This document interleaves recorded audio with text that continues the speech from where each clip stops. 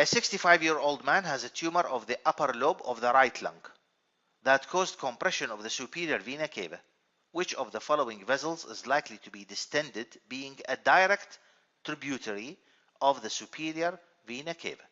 Here you can see the relation of the upper lobe of the right lung to the superior vena cava. This is the upper lobe of the right lung, and you can see the close relation to the superior vena cava.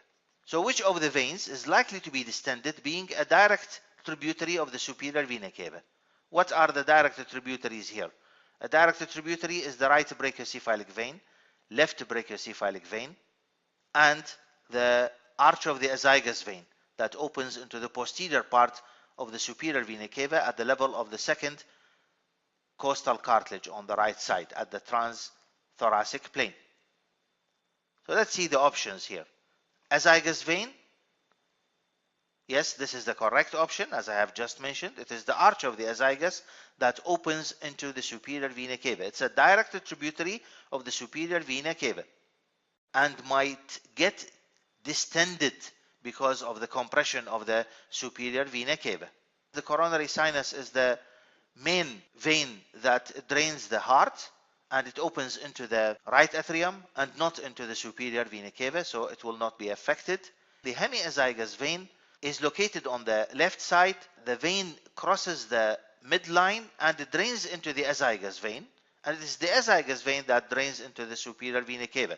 So the hemiazygos vein is not a direct tributary of the superior vena cava. Yes, the blood in the hemiazygos and the accessory hemiazygos veins, ultimately they drain into the superior vena cava, but it is not a direct tributary of the superior vena cava, as has been mentioned in the stem of this question.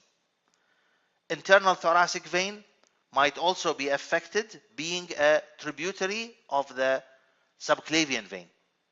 So the internal thoracic vein is a tributary of the subclavian vein, but the subclavian vein will form the brachiocephalic vein, and then the brachiocephalic vein will form the superior vena cava. In other words, the internal thoracic vein is not a direct tributary of the superior vena cava.